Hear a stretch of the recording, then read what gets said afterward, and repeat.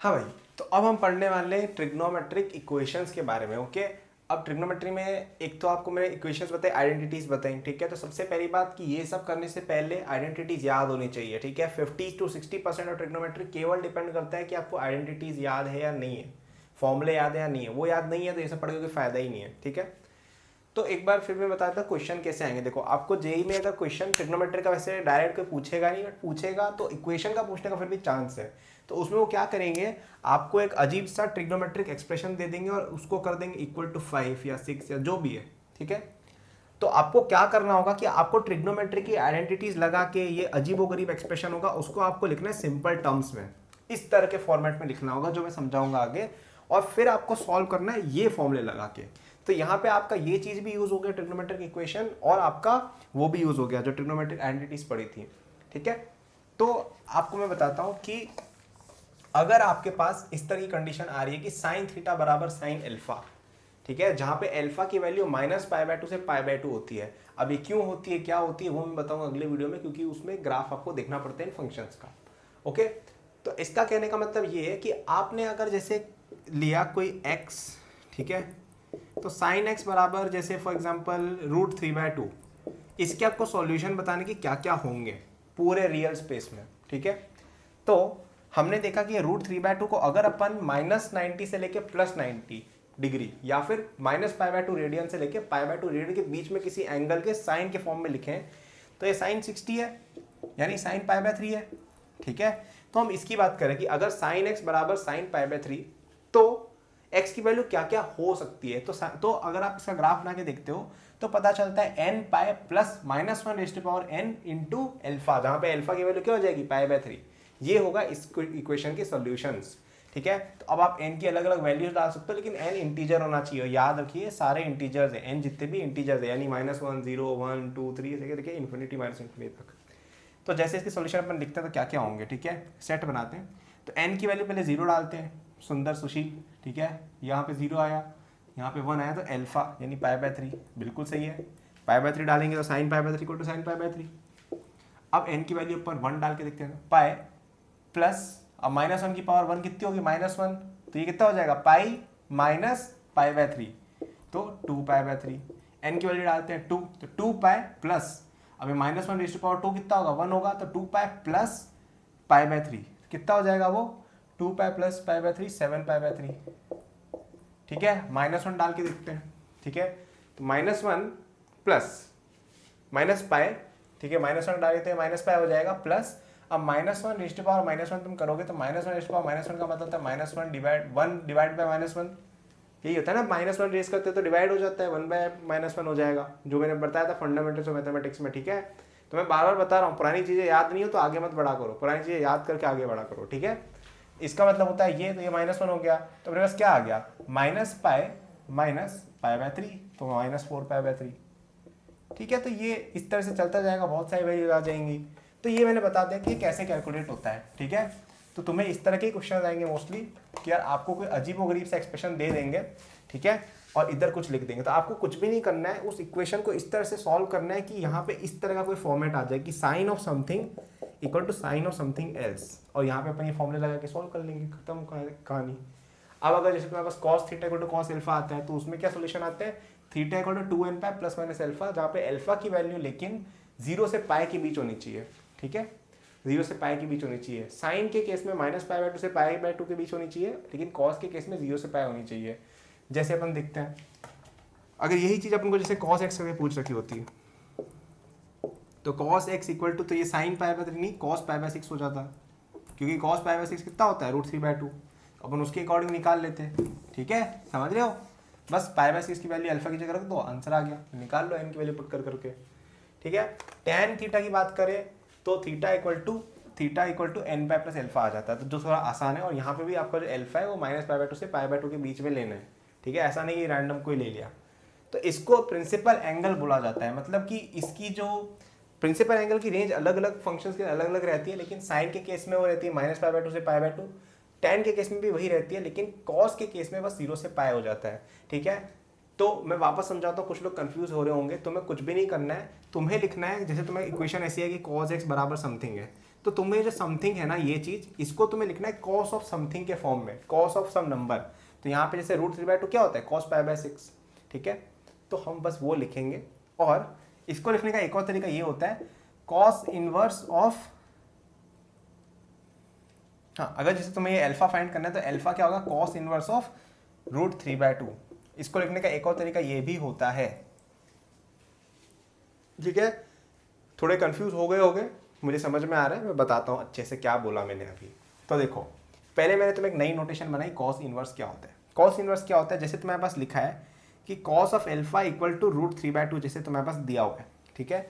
तो जैसे अपन लॉग के अंदर उल्टा नहीं कर लेते थे, लॉग के लिए हमने डेफिनेशन बनाई थी, तो वैसे ही कॉस इनवर्स नाम करके एक और डेफिनेशन है। उसका मतलब क्या होता है, ऐसा अल्फा जिसका कॉस लेने पर √3/2 आ जाए, उस अल्फा को कहते हैं कॉस इनवर्स √3/2। ये नोटेशन है, ठीक है। अभी समझ में नहीं आया कोई बात नहीं, 12th में तुम्हें समझ में आ जाएगा, क्योंकि इस पर हम पूरा चैप्टर करने वाले हैं, ठीक है। तो मैं वही कह रहा हूँ कि जेईई प्रिपरेशन में आधी चीज़ अभी समझ में नहीं आएंगी, बाद में हो जाएगा, तो चिंता मत किया करो। तो ये अपना अल्फा आ गया जैसे, ठीक है। तो हमें कुछ भी नहीं करना है, इस अल्फा को यहाँ पटक देना है और कह देना है कि इसका सॉल्यूशन है। बस इतना ध्यान रखना है कि जो हम अल्फा निकाल रहे हैं ये होना चाहिए इसकी स्पेसिफाइड रेंज के अंदर, ठीक है। फिर अपन लिख सकते हैं कि theta equal to 2n pi plus minus वो पर्टिकुलर रेंज वाला अल्फा। क्योंकि देखो वो क्यों हम कर रहे हैं, क्योंकि अगर तुम्हें कोई अजीब वगरीब भी अल्फा लेना था तो तुमने 2n पाई क्यों ऐड किया, है ना, कुछ और ही कर देते।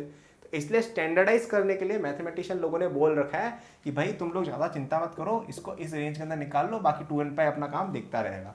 अब ये क्यों हो रहा है, क्यों सही है, क्या सही है, वो सब सोचना ही नहीं है अभी के लिए अपन को। तो ये हो गया। अब एक और फॉर्मूला होता है जो काफ़ी काम आ जाता है कभी कभी। आपके पास अगर ऐसा कुछ है ना कि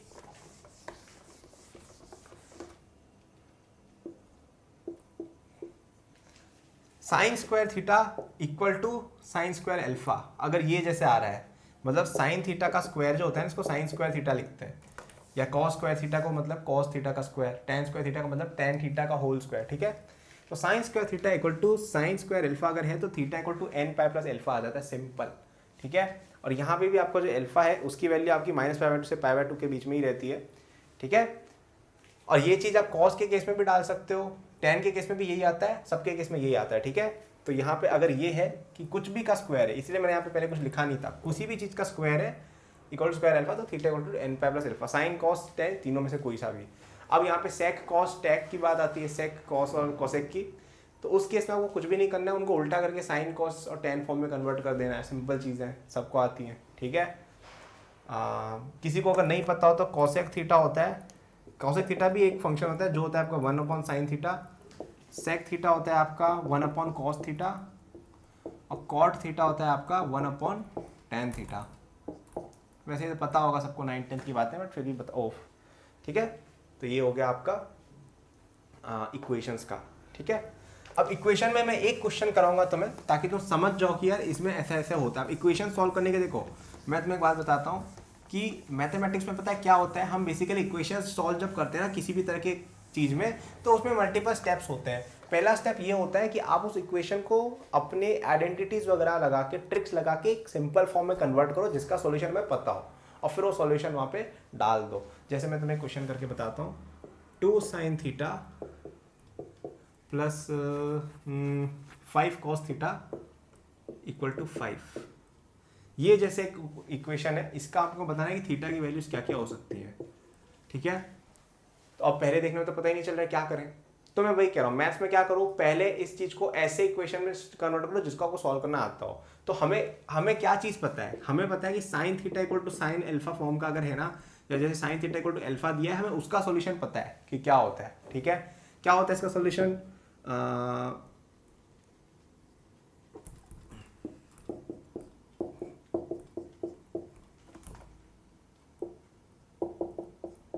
ठीक है, ये होता है इसका सॉल्यूशन, ठीक है, sine n pi plus -1/n sine inverse alpha, ठीक है। साइन इनवर्स अल्फा क्यों किया, क्योंकि हमें ऐसा एंगल चाहिए था यहाँ पे जो इसका प्रिंसिपल एंगल बेसिकली, ठीक है। तो वो सब हम देखेंगे बाद में।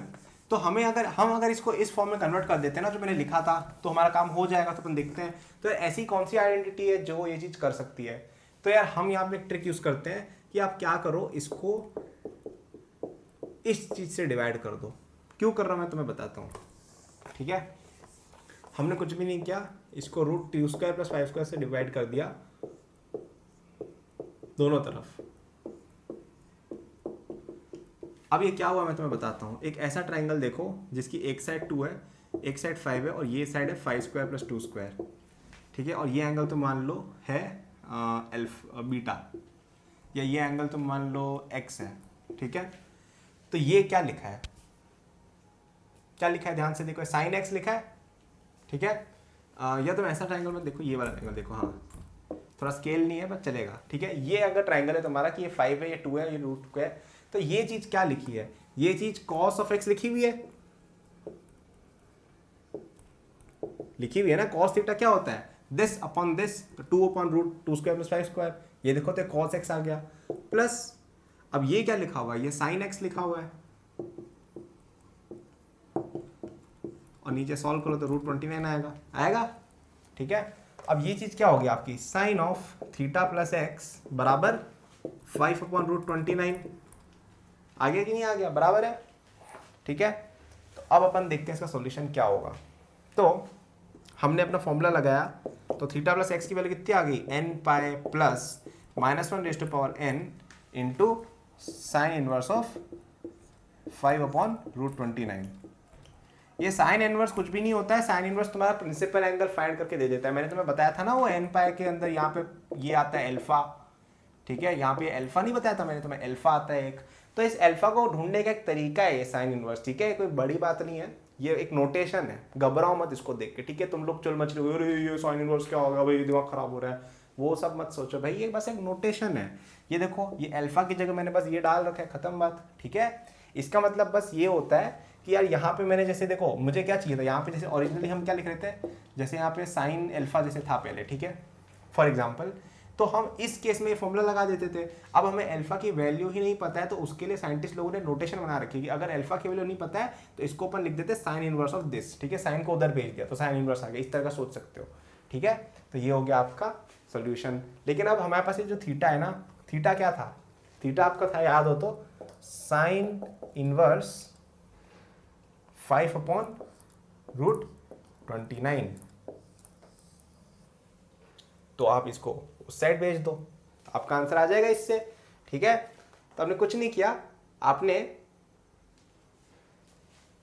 इस चीज को अब देखो आपके पास x प्लस दिस चीज इक्वल टू दिस आ गया, उसको उधर भेजोगे, माइनस करोगे, आंसर उस समय आ जाएगा, ठीक है। तो ये बहुत खतरनाक कोई चीज नहीं थी, ये एक तरीका था सॉल्व करने का, ठीक है। ये कैलकुलेशन तो भाई कर लेना। सो मैं प्रोसीजर वापस बताता हूँ मैंने क्या किया। तो ऐसे क्वेश्चंस, ये टाइप ऑफ क्वेश्चन है, ठीक है। इस तरह के बहुत क्वेश्चंस होते हैं। अब आप में से सबसे पहले लोग सोचेंगे कि यार ये डिवाइड क्यों किया आपने, कैसे सोचा, सबसे पहला क्वेश्चन ये बच्चे पूछते हैं। तो वो ऐसे सोचा यार कि एक स्टैंडर्ड तरीका है ये, ठीक है। ये प्रॉब्लम सॉल्व करने का एक तरीका होता है, इससे क्वेश्चंस निकलते हैं, ठीक है। ये कराया जाता है। अब ये सोचना कैसे था, सोच तो तुम एकदम से नहीं सकते हो, ठीक है। बस यहाँ पे देखो, मैंने तुम्हें बोला था कि मैथ्स में क्या होता है कि तुम्हें इक्वेशन जब सॉल्व करने का है ना, तो हमें ट्राई करना है कि हमें एक ऐसे फॉर्म में इक्वेशन को कन्वर्ट करना है जो हमें ऑलरेडी सॉल्व करनी आती हो। जैसे हमें ऑलरेडी सॉल्व करना आता था ये वाली चीज,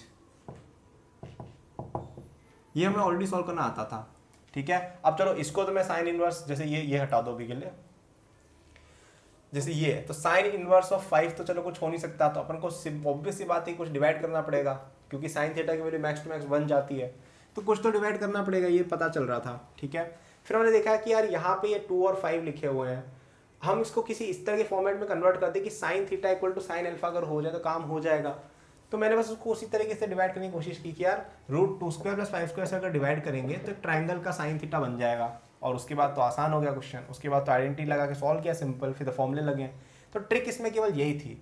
अब ये जो ट्रिक है ये स्टैंडर्ड ट्रिक है, ठीक है, याद कर सकते हो कि यार जब भी ऐसा हो रहा हो कि a sine theta plus b cos theta equal to something है, तो root a square plus b square से डिवाइड करने से क्वेश्चन हो जाते हैं। अब और भी बहुत तरह के क्वेश्चन आते हैं, जैसे कहीं कहीं पे इस तरह के क्वेश्चन पूछ लेते हैं कि sine square theta minus 3 sine theta plus 2 equal to 0। तो यहाँ पे आप देखोगे तो sine theta -1 into sine theta -2 equal to 0 आ रहा है। अब साइन थीटा -2 जो है वो हमेशा नेगेटिव होगा, क्यों होगा, क्योंकि साइन थीटा की मैक्स वैल्यू 1 जाती है। अब ये तुम्हें बताऊंगा मैं नेक्स्ट वीडियो में ग्राफ्स के अंदर कि साइन थीटा की मैक्स वैल्यू 1 जाती है। तो यहाँ पे एक सॉल्यूशन बचा कि साइन थीटा बराबर 1। साइन थीटा बराबर 1 कब होता है, जब थीटा की वैल्यू π/2 हो। तो मेरे पास क्या आ गया, n pi plus -1 n into π/2, ये सॉल्यूशन हो गया इसका, खत्म। तो इस तरह के बहुत सारे तरीके होते हैं, कभी फैक्टराइजेशन करना होता है, कभी इस तरह का डिवीजन करना होता है, कभी क्या करना होता है, कभी रैशनलाइजेशन करना होता है, कभी ग्राफ से करना होता है। तो बहुत तरह के क्वेश्चंस होते हैं इसमें, ठीक है। ये टॉपिक बहुत लार्ज है, बहुत सारे क्वेश्चंस हैं। तो अब इसकी अपन डिटेल स्टडी करेंगे जब हम प्रॉब्लम सॉल्विंग वगैरह करेंगे। अभी इस कोर्स में आपका केवल ये ऑब्जेक्टिव था कि मैं आपको बेसिक टेक्निक्स बता दूं, बेसिक फॉर्मूले एक बार याद करा दूं, ताकि आपको कभी रिवीजन करना हो तेजी से आप कर सकते हो, या आपको अगर कोई चीज़ भूल गए हो तो याद आ जाए, ठीक है। तो अभी के लिए केवल मैं इतना ही डिस्कशन करूंगा इक्वेशंस के केस में, ठीक है। आपको याद होना चाहिए इक्वेशंस के जो स्टैंडर्ड फॉर्म्स है वो, ठीक है। प्रिंसिपल एंगल निकालना वो एक इतना भी मुश्किल काम नहीं होता है, बस याद रखना कि रेंज क्या है, कि कॉस के केस में 0 to पाई होती है, स्पेशली ये याद रखना। बाकी तो -π/2 से π/2 है, और tan के केस में ये π/2 से π/2 जो होता है ना वो ओपन होता है, ठीक है। यहाँ पे ये इंक्लूडेड नहीं होती है -π/2 और π/2, साइन के केस में इंक्लूडेड होते हैं। वो क्यों होता है मैं बताऊंगा आगे, बट ये याद रखना है। तो इस तरह की चीज़ें रहेंगी, इस तरह की ट्रिक्स मैथ्स में आएंगी, घबराओ मत उससे, ठीक है। उनको फेस करो, धीरे धीरे प्रॉब्लम प्रैक्टिस करोगे ना तो ये चीज़ें एकदम क्लियर हो जाती है, दिमाग एकदम खुल जाता है। अभी तुम्हारे पास टाइम है, चिंता मत करना, ठीक है। तो यही था यार। और इस तरह की चीज़ें स्पेशली देख सकते हो कि साइन थीटा की वैल्यू कभी 2 नहीं होती है, तो यही सॉल्यूशन हो सकता है।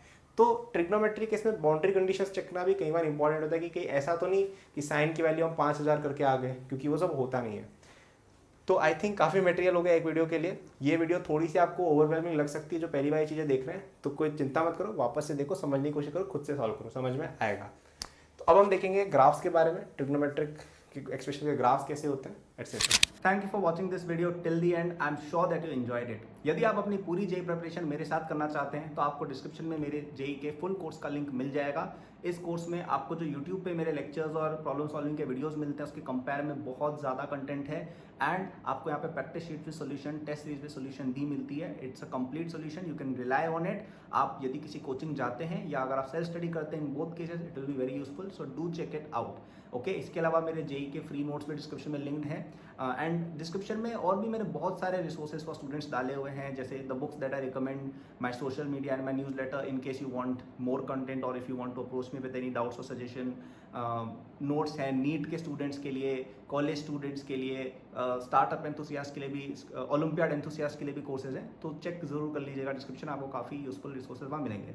Thank for watching, like subscribe कर लीजिएगा for more such videos. Good luck.